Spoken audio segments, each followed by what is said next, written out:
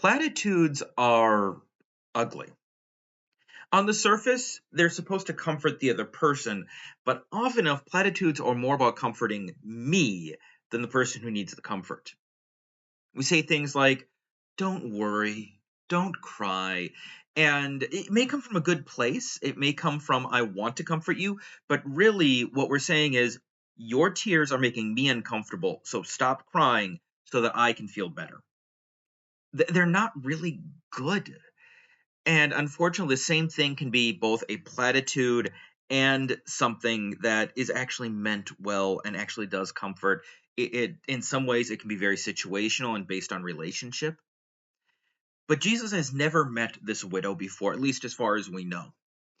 He comes into town and he and his disciples they come across this funeral procession as this young man who has died earlier that day is being carried out to be buried, and the widow is bawling her head off.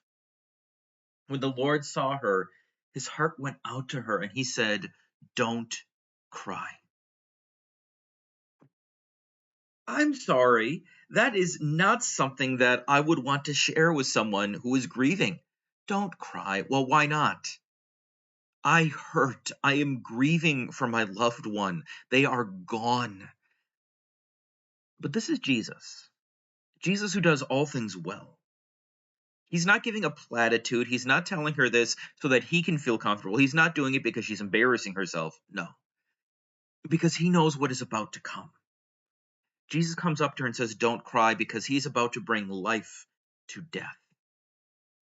When Jesus comes to you in comfort, he's not speaking platitudes. He's not saying things so that he can feel comfortable. He's coming because he actually loves you, and he's going to do something about your grief.